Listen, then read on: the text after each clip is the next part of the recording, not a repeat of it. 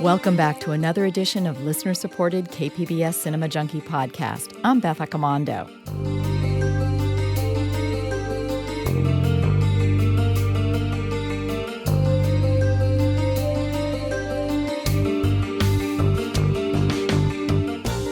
It's almost Halloween, so it's the perfect time for a good scare.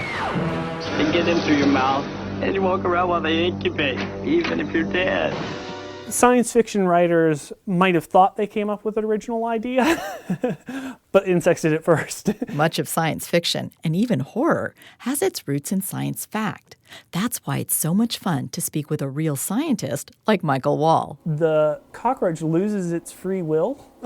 And parasites have a tendency to do this. They will eventually take over, the brains. I don't know if it's the brains, but they'll take over their behavior and cause them to do things that they normally wouldn't do. Well, we don't want to take over your brains, but there's a new podcast coming to KPBS that's bound to stimulate your brain.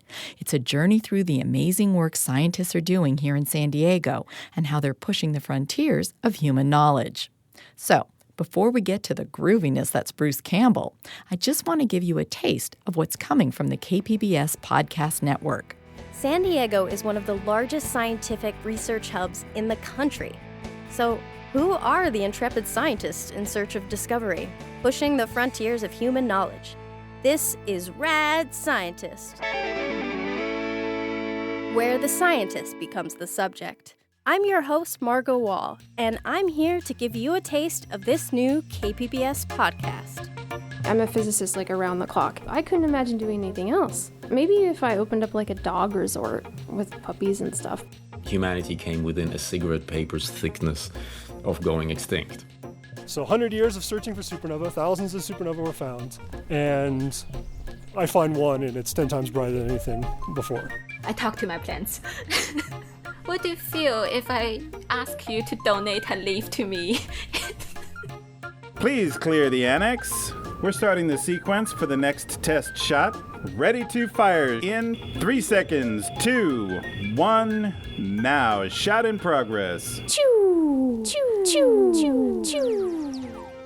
You can find Rad Scientist in your favorite podcast app. Subscribe now and stay rad. You can subscribe to Rad Scientist now through the show notes. The first episode of the season is already out.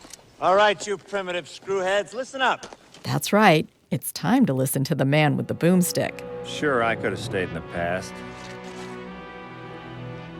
Could have even been king. But in my own way, I am king. Hail to the king, baby. All hail Bruce, the man who's been fighting deadites with a chainsaw hand and smart alecky attitude for decades. He's just written his third book, and it's called Hail to the Chin. It's a follow-up to his 2002 book, If Chins Could Kill, Confessions of a B-Movie Actor. This book is a gateway to hell. A way to summon forces of evil into our earthly realm. Yep, that's exactly what I thought. Please continue. You see, in ancient times, there was a group known as the Dark Ones. Neither demon nor fully human. They created this book as a weapon against humanity. These pages were cut from the bodies of the damned, upon which the Dark Ones inked their passages in human blood. Passages that contain the power to create portals connecting our world to the underworld where evil resides. The Dark Ones use this book to hold power over all mankind. So the book is the source of evil? No, not the source. More of a passageway. The book itself is harmless, unless wielded by someone either very evil or very stupid. The third season of Ash vs. Evil Dead was supposed to premiere this month, but it got postponed till February of 2018. So, to tide you over until February, you can read his book, or you can take a listen to this podcast. On October 26th, Mysterious Galaxy Bookstore in San Diego hosted a book signing with Bruce Campbell. Bookseller Rob Cruther described the scene. Okay, so we're wall-to-wall people. Surprisingly, it's not as weird a crowd as I was hoping for. Got fans of everything from Briscoe County Jr. through the Evil Dead. So just a terrific crowd. They're all excited. Do you know about how many people are here? Right now it's approaching 400. One of those people was Lisa Kemper, and she was downright giddy with excitement to meet Bruce Campbell. Oh my gosh, I love all his parts. I've watched almost every single one, not even almost, every single one. I used to watch him when he first came out in the 80s. He's just the awesomest guy. He's the man. I had my son trained when he was 2 years old, learning to talk, saying, Bruce Campbell is the man. And indeed he is. Let me offer one anecdote as proof, and it has nothing to do with all the awesomeness he puts on screen. I believe it was 2003. Bruce Campbell was in San Diego to introduce Bubba Hotep at the Ken Cinema. And then at midnight, Landmark was going to show The Evil Dead 2. My son was about 10 years old and was down to see Bubba Hotep, but he was a little bit worried that Evil Dead 2 would be too scary. I thought that if maybe he met Bruce Campbell, the actor he would see on screen fighting off demons, he might be less anxious about seeing the film. Since I knew the staff at the Ken Cinema, I asked if I might be able to have my son say hi to Bruce. They asked, and he very kindly obliged. He was very nice to my son, who was also dealing with a bully at school. Bruce chatted with him for a number of minutes. I explained his concerns about seeing Evil Dead 2, and Bruce put an arm around him and cheerily assured him that it would be fine, because it's splatstick, splatter gore, and slapstick comedy. My son smiled, got a picture with Bruce, and has been a lifelong fan ever since. What are you? Are you me? What argue me? You sound like a jerk. Why are you doing this? Oh, you want to know? Because the answer's easy. I'm bad, Ash. And you're good, Ash. You're goody little two-shoes. You're goody little two-shoes, goody little two-shoes. He loved Evil Dead 2 and was able to laugh at all the things that might have scared him if Bruce hadn't been so generous to spend just a few moments with a budding fan. And that's why Bruce Campbell is the man and always will be. Groovy. And that's the thing about Bruce Campbell. He's beloved because he makes a personal connection with his fans, even if he pokes ruthless fun at them at the same time. Take his 2005 first appearance at San Diego Comic-Con, where fans were asking about his second book, Make Love the Bruce Campbell Way. When is Make Love the Bruce Campbell Way coming out on paperback as opposed to the hardcover that's out now? Why, you cheap bastard? Buy the hardcover. Is my travel book. You're referring to a book that I referred to in Make Love the Bruce Campbell Way. Sir, I hate to tell you this, but the book is a novel, it's not real. And sometimes fans seem to feed him lines that he can just run with. Look, let's discuss this rationally for a second. Ash versus Freddy versus Jason. That's on the internet, so it must be true, so let's talk about it. We had a 5-minute conversation with New Line about it. And that 5-minute conversation will haunt me for the rest of my life, because now it'll never go away. And the 5-minute conversation was this. What can we control? Only Ash. Okay. So 2/3 of the movie could suck, and we have no control over it. That's right. So how would I know that I could kill Freddy or Jason? Because there'd be no reason to be in that unless Ash could kill both of their doughy asses.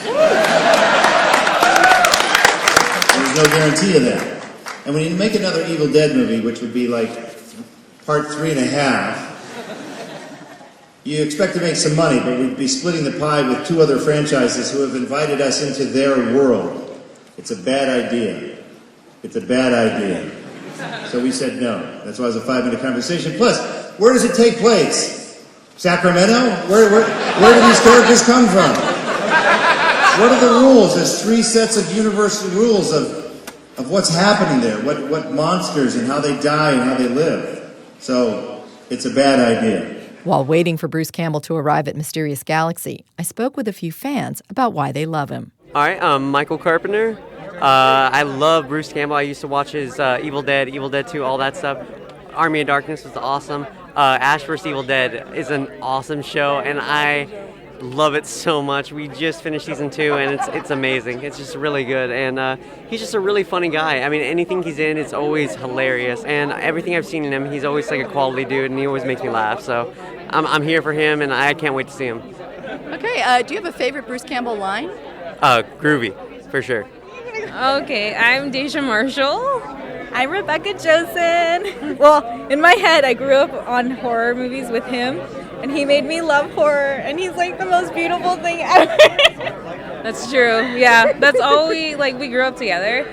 And so that's all we would do was watch horror movies. So was the first Bruce Campbell film you saw, was it Evil Dead or was it a later one? It was Evil Dead. Evil Dead, yeah. Like, that's the one that scared the shit out of me and, like, left an imprint on me for, like, ever. So that's my life. It scarred us for life, so it made quite the impression. We became Deadites, we became Yes. Yeah, pretty much. And are you looking forward to the new season of Ash vs. Evil Dead? Oh my God, yes. In February, yes. Hell yes.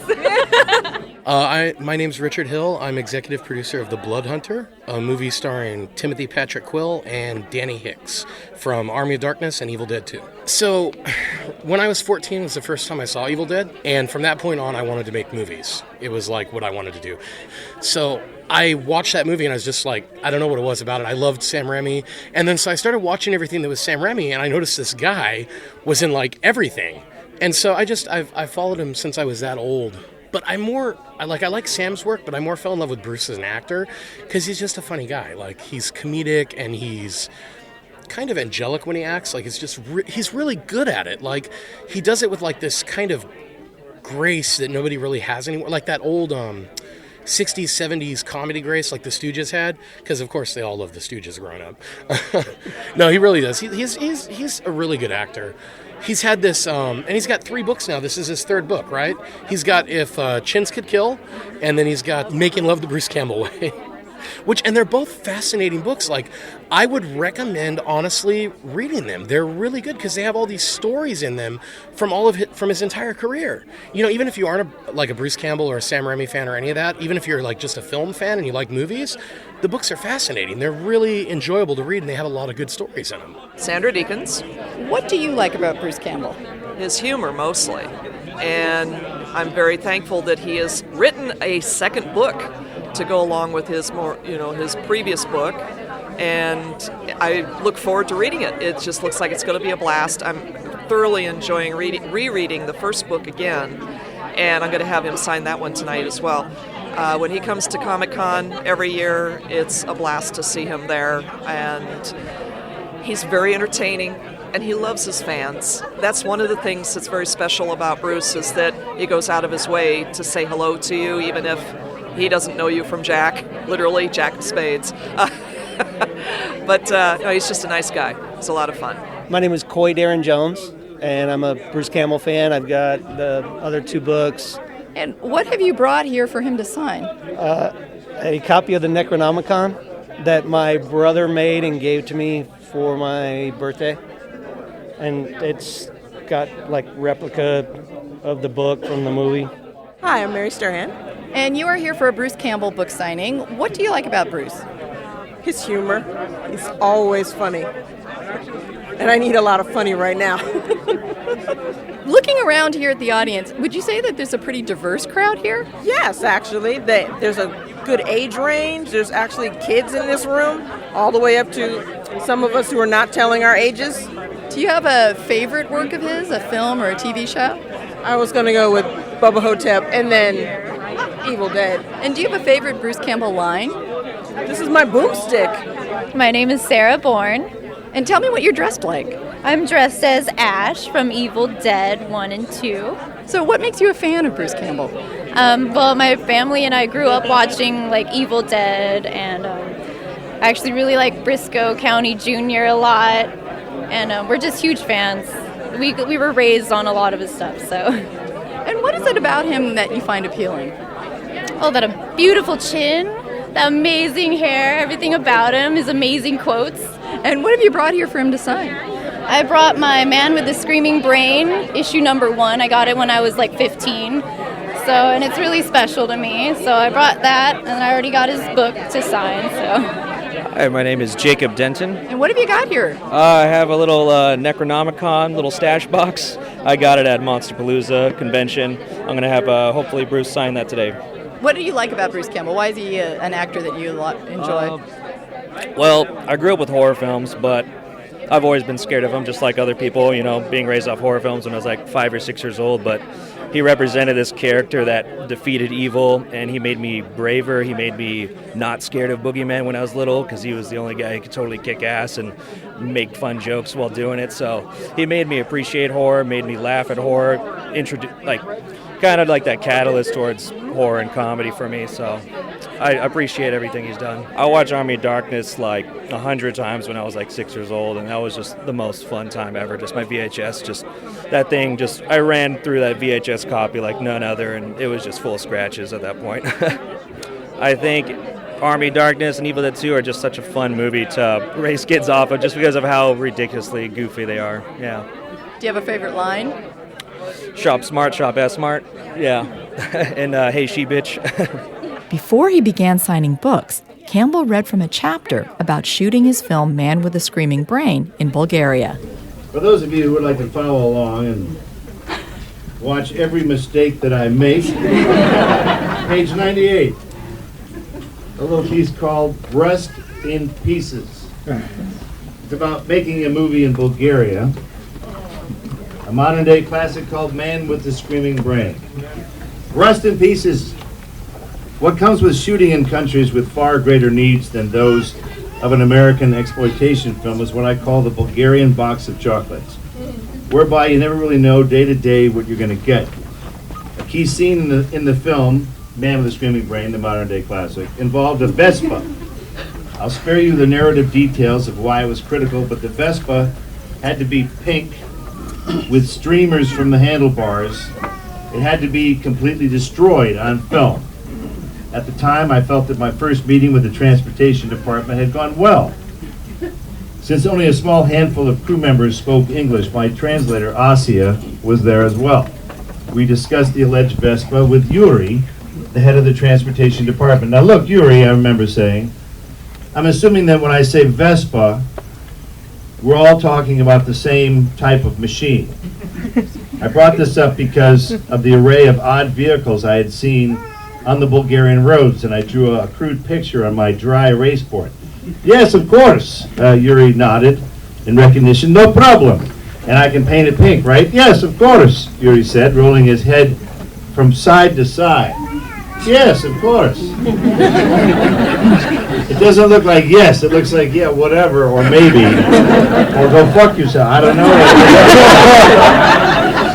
That was their way of saying understood.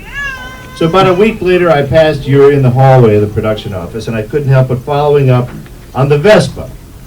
Through Asia, who was continually at my side, I asked, hey, Yuri, are we good on the Vespa? Yuri thrust a thumb in the air and smiled confidently. Yes, of course. And we can paint it pink and wreck it, right? Yuri responded simply by rolling his head in that same way. A week after that, with no Vespa news, I began to get nervous. We were only a few days away from needing it. I insisted that Yuri bring me an actual picture of the Vespa he intended to use. He did, in fact, produce a picture of a blue Vespa. That's fine, Yuri, but it's blue. You can paint it pink, right? Through translators, Yuri assured me again it was not a problem. Okay, I said, chewing my lower lip, we shoot with that in 2 days, so good luck. 48 hours later, the second unit was preparing to shoot the Vespa, careening out of control without a rider and smashing into the side of a parked car. I was filming in a laboratory set across the street, but peeked out when I had a chance. I was relieved to see the crew prepping a perfectly pink Vespa with cute little girly tassels fluttering from the handlebars. A few minutes later, the ill-fated machine was rolled to its doom. Bounding off the parked car, it smashed to the ground and let out a final gasp, courtesy of a cheesy spark effect. The crew applauded politely, as is usually the case after a stunt is performed. But as I glanced at Asia, I was shocked to see tears streaming down her face. This was very unusual because Asia had always been very calm and professional. I looked to Joel, the first assistant director. Joel, why is Asia crying? Oh, that's because it's her Vespa. Glancing at the smoldering wreck, it was a gift from her father on her birthday. I guess they never told her they were going to wreck it. But she's the fucking translator.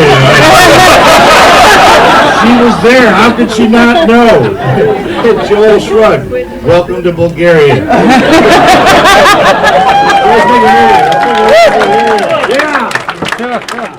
I spoke with Bruce Campbell the day before he was heading down to San Diego in Mysterious Galaxy.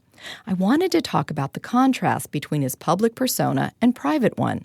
Not all his fans seem to get that contrast. Do I prefer Halo or Killzone?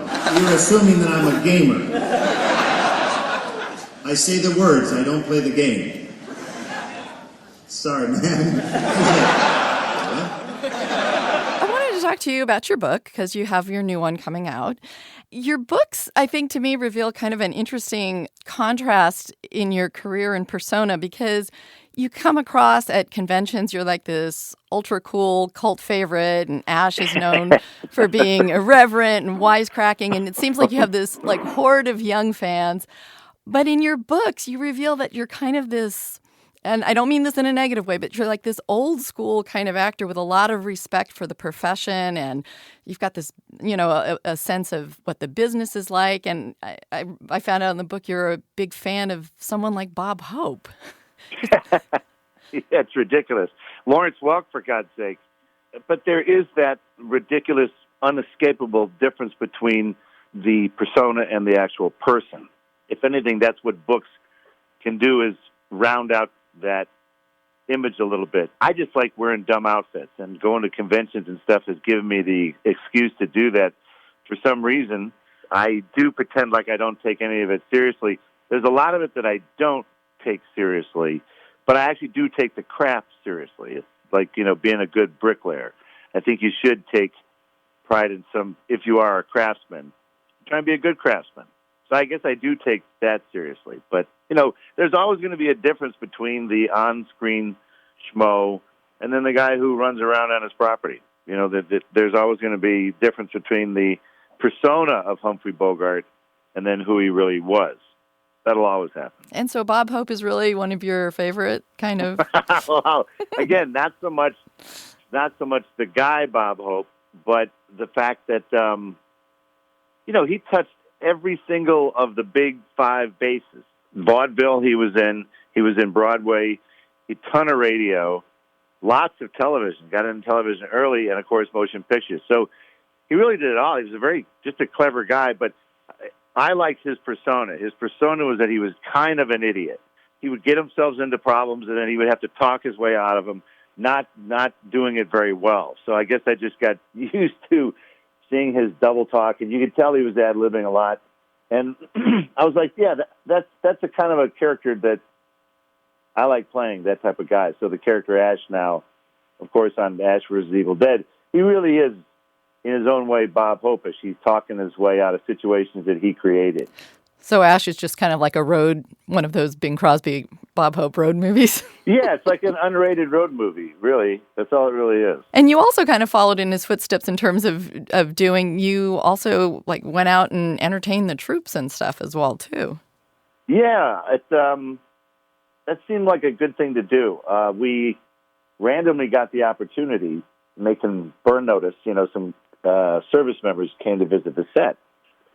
And indicated that some of the service members that the show was popular there. We were like, oh, who knew? So, you know what it was? He was acting on a rare privilege that actors sometimes get, that they can go to a war zone. The average schmo can't just run over there and see what's going on unless you're, of course, Sean Penn or someone like that. But when we got the opportunity, we felt we couldn't say no. It was too crazy of an opportunity. And the troops really appreciate it. They're like, oh, hey, man, thanks for hauling your ass out to this crappy little forward operating base. But it felt like it was a good thing to do, because the one thing I think we've learned in the U.S. is we treat our soldiers better. You don't have to like the war. I hate war to the core of my being. But I will never blame the person who's going to execute the war. I blame the people who waged the war, but never the soldier. Soldiers, I give them credit. They're actually there with a freaking gun in their hand. I'm not sure if I could do that, but I can go there and crack jokes. So your new book is Hail to the Chin. What led you to, is this your third book? Yeah, the second book was, I took a detour into fiction briefly and then came back. But yeah, so 15 years ago, I put the first one out Confessions of a B-movie actor. It just seemed like it was time. A lot of weird stuff had happened. The industry has changed a lot. The B-movies that I've sort of championed for a long time seem to be very prevalent now, in that all the A movies are B movies. If you dress up like a bat, that's a B movie. You know, if you are bitten by a radioactive spider, that's a 1950s B movie. So I feel vindicated now that Hollywood has just caught up with my visionary thinking. Your book's a really fun read, and you've got like a lot of these anecdotes in it too. But it seems like if there's an actor or a filmmaker starting out, your book is also full of a lot of really smart insights into how the business of Hollywood is run. Hopefully, and it's not, I don't find it to be an overly joyous industry or a horrible one. You can kind of make your own way through it, and that hopefully I can impart that there really isn't a secret. You can come from Butt Crack, Indiana, and get into this business. You really can. You just got to figure out how to do it. And you can do it from Butt Crack, Indiana, too, with the way technology is and digital cameras and doing stuff in your own computer and home generating stuff. Filmmaking is getting a lot easier now. It does not have hardly any of the drudgery that it used to have. So filmmakers should be glad. They got it easy, man. Well, it goes from like insights into contract negotiations to little minutia, like talking to the sound guy about like, I don't like to loop my lines. Well, these will be practical things if if an actor wants to go, what's it like on a film set?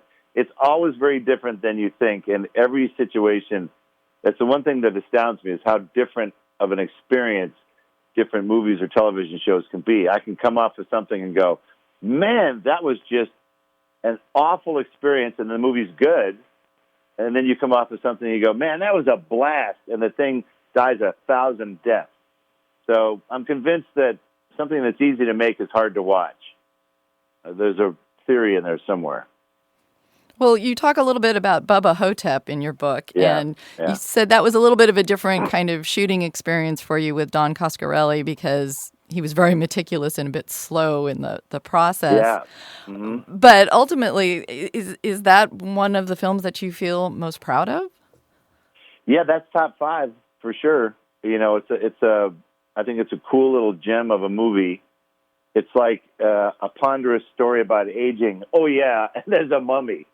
In the rest home. That I really felt Joe Lansdale hit a great tone, and it was a nice little story, I thought. And then, good God, Ossie Davis to get one of his last performances was just, it was a fortunate collision of incidents. And, every situation in the creative arts, you're going to get different dynamics between the people.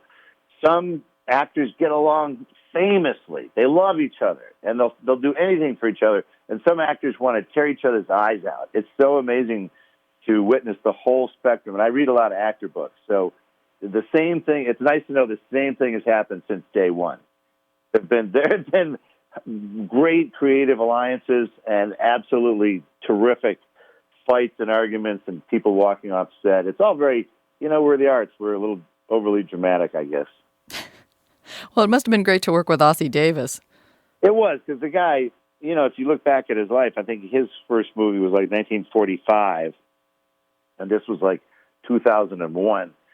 The guy delivered the eulogy for Malcolm X. What a crazy life and stature he had. And, the first day of shooting, I was like, Ozzy, I know I'm in this movie. Why are you in this movie? And he said his grandkids talked him into it because they were Evil Dead fans. And I'm like, well, that works for me. So he was a great, total class. Everything you think he would be, he was. Well, both of you got robbed for an Oscar. You should have both been up for it at the very least. Well, if anything, it's just nice to be part of a movie that holds up pretty well. That I still go to a lot of conventions and stuff. And Bubba has crept in. About 20% of what I sign is Bubba, and that's a pretty good inroad into the Evil Dead world. Well, it's brilliant.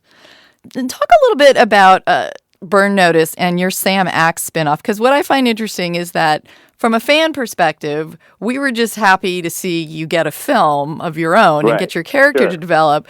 But the reasoning behind it has really nothing to do with like.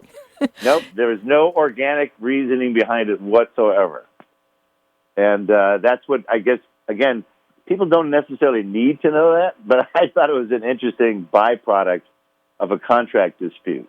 You know, that's why that movie got made. It's the only reason that movie got made. But, well, it got made. It did. I thought Matt Nix came up with a genius way to solve a money problem of that.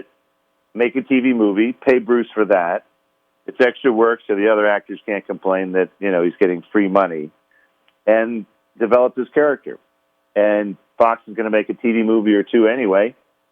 So let's make it at Fox Telecolumbia, where Rupert Murdoch just purchased 51%. What a great idea. So it was all, you know, it made sense on paper, that's for sure. And then we finally had to do it, which was more challenging. I thought for sure the reason they made it was because you had come to Comic-Con with Burn Notice, I think the first year, and were throwing money out to the audience. The crowd was going crazy. Nobody was paying attention to any of the other actors. And I thought, oh, wow, the studio finally realizes that Bruce is the star. Well, no, what it was is that, they came into my turf is what it was. You know, that show had no business being there. Comic-Con's different now. And now every show goes to Comic-Con just because it's pop culture. You want to get the word out.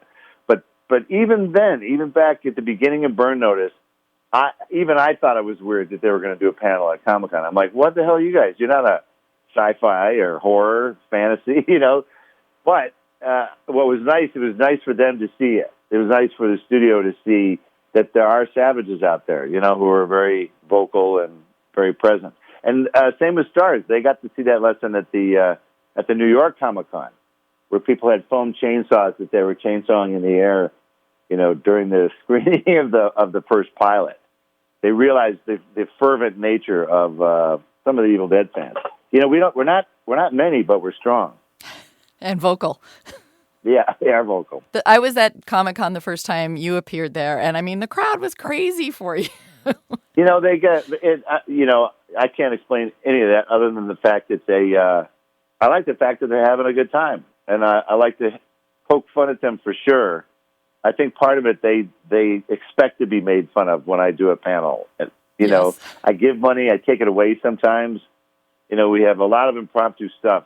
That's the fun part. You know, there's not a lot of interaction between actual actors and actual fans. And the conventions are really one of the rare cases where you can go, I want to meet Norman Reedus from a TV show that I'm watching right now. When I was a kid, you couldn't do that. Shatner wasn't around. Shatner's everywhere now. You can't get rid of the guy now. But back in the day, my brother and I were huge fans of the original Star Trek. There wasn't a convention anywhere. And now, holy crap, every town across this country has some kind of Comic-Con happening in their town right now, this weekend. So it's grown like crazy, but I think it's just the explosion of we're finally letting our freak flag fly that we like this stuff. We like this sci-fi horror fantasy. It's all come out of the shadows now. It's okay to wear stupid outfits and cosplay and run around the woods dressed as characters. I don't know. It's a healthy expression. It's a healthy outlet. I've met a lot of people who have stressful jobs who go to these conventions because they can forget about being in the EMT for a weekend. Makes sense. Mm-hmm. Well, I remember at that first Comic-Con appearance you had, that sense of the disconnect between who you were and who you are on screen was very apparent when, like, these guys were going like, Bruce, tell us what your favorite game is. What's your favorite video game? Yeah. I'm like, I don't play any of that crap. And I think you even scolded them for, like, it's because of you people that I have to record, like, 40 different lines because you keep 40 clicking. different ways to die. Yeah. Well, finally, I have to record, stop clicking on that. There's nothing there. Part of what you talk about in terms of, like, the profession of being an actor, one of the things you mentioned was getting to become a producer on your own TV show or on a film. So what does that mean for an actor in terms of kind of controlling your career or in terms of helping your career? It means everything. You can easily fail as a producer, too, but at least you can go down swinging.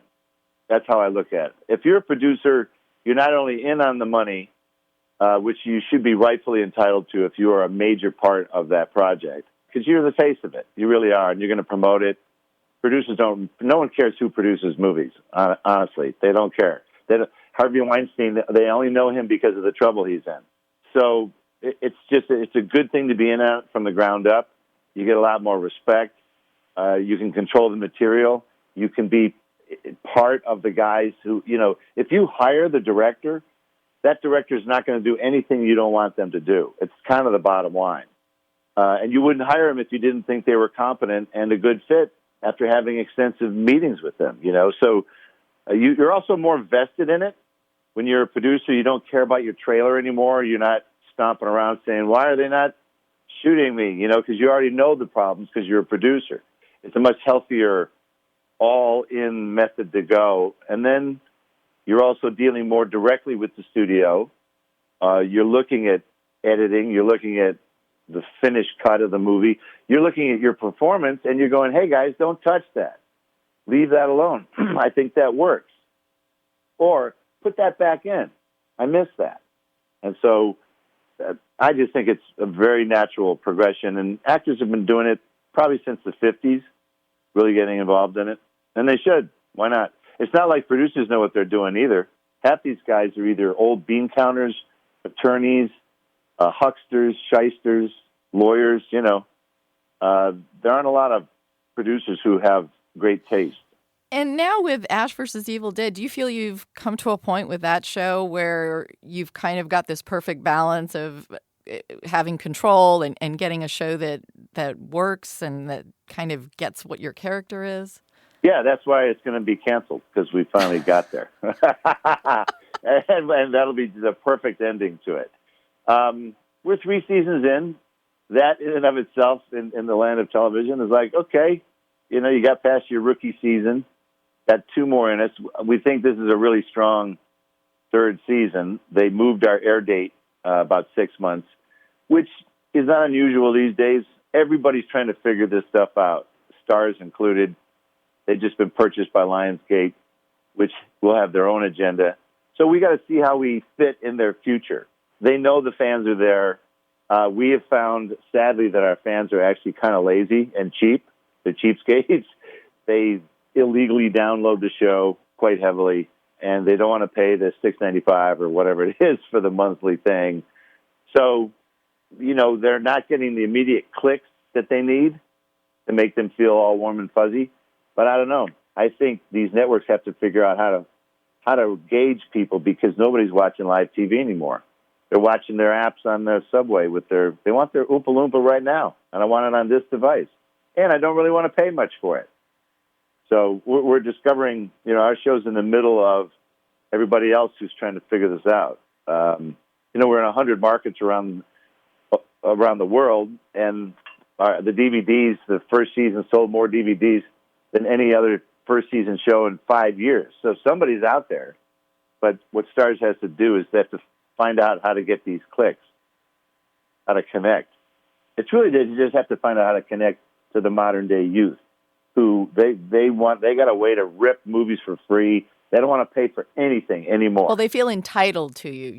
You're out there. I guess they want it now. They just want it. Give it to me now. I want it for free, or if not for free, for very little. But then if you put the Blu-ray in a steel case, they are obsessed with collectibles. Thankfully, that stuff will never go away, which is interesting to tour with a hardcover book in the modern era, where you'd think most people would just get the e-book. With a photo-heavy book like mine, an e-book is actually better. You get to see all the color pictures, and you can play with the font and make it as bright as you want and all that stuff. But people still, at least in the fan side of it, or collectors, they still want to hold that book. They still want to look at that thing that has that signature on it. So even though my e-book sales have expanded, people still want the hardcover, and I suppose I'll still always tour to sign actual objects, because they still seem to, it holds a little more resonance, especially in the digital age, I guess. I want to ask about one thing in Ash versus Evil Dead, because I love this show, and I'm going to have to rewatch all of them this Halloween because there's not a new one out. No, not till 2/25. Dang. Well, I was kind of hoping it would be for Valentine's Day because I thought that would make a perfect, that would be viewing opportunity. Yeah. But I have to say that one of the most hilarious scenes I have ever seen, we were all like, we could barely breathe. We were laughing so hard. Was Ash ending up in the ass of a corpse. Oh, no. Not up the butt. Not up the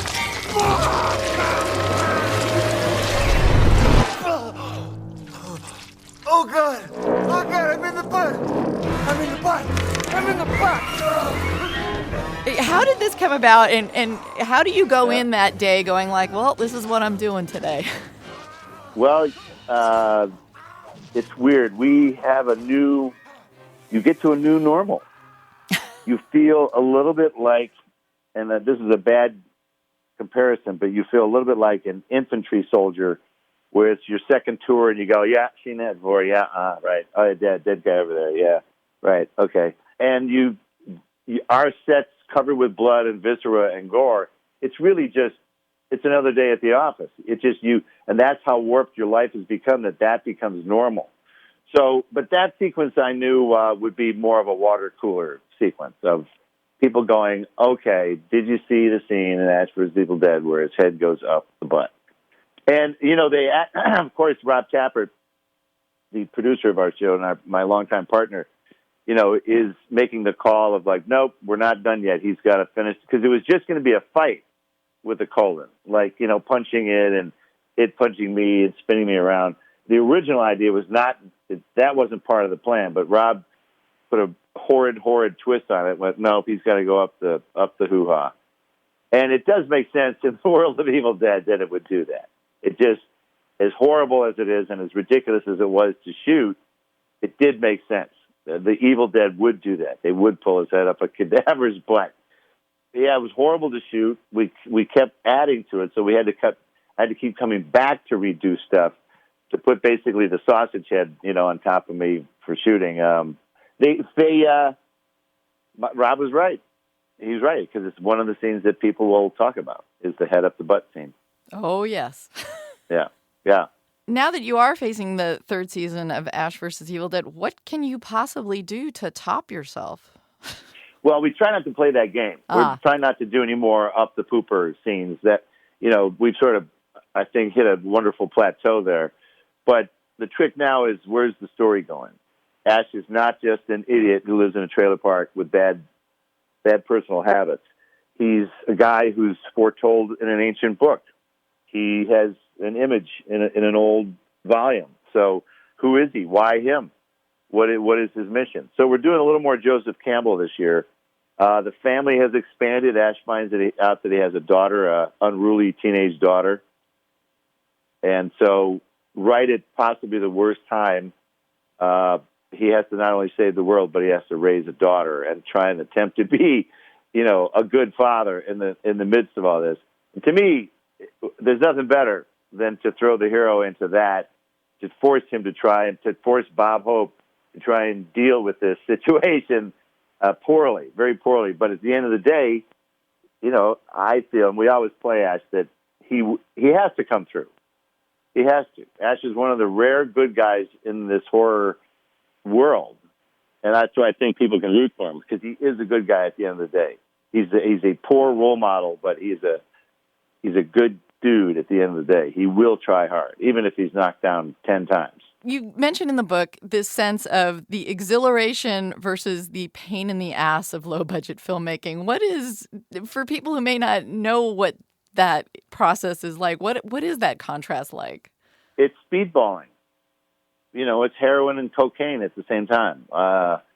Working in the first day in Sofia, Bulgaria, when you drive around, my jaw was just open, because it was the strangest collision of cultures I had ever seen, of a fallen Soviet Union after long occupation. Had Russian in feeling, but it wasn't Russian, and they were embracing capitalism, but they didn't even know how to do it really yet.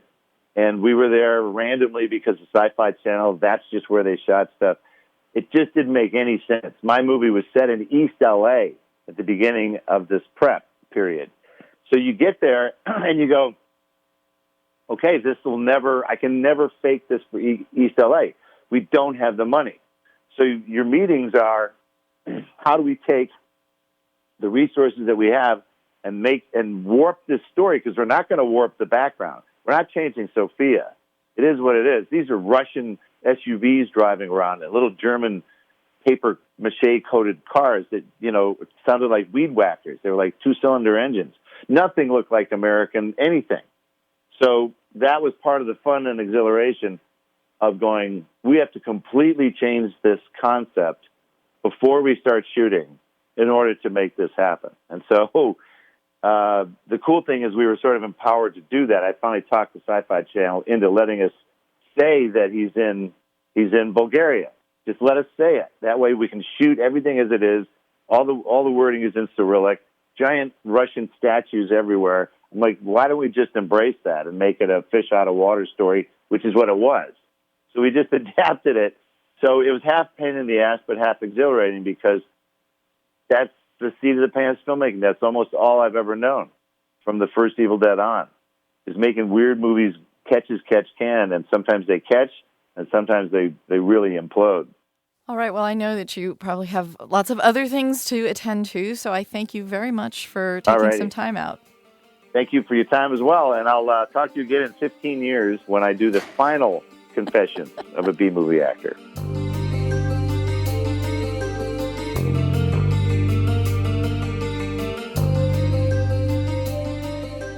That was actor, producer, and author Bruce Campbell. His new book, Hail to the Chin, just came out.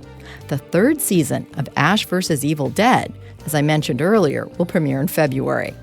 Thanks for listening to another edition of listener-supported KPBS Cinema Junkie podcast. If you enjoyed this podcast, then all I ask is that you tell one friend to take a listen as well. A personal recommendation from you is the best way to spread the word about mainlining film with Cinema Junkie. Coming up next will be an interview with maverick filmmaker Larry Cohen, who gave us It's Alive, The Stuff, and Q, the Winged Serpent. There's a new documentary about him called King Cohen. Till our next Film Fix, I'm Beth Accomando, your resident cinema junkie.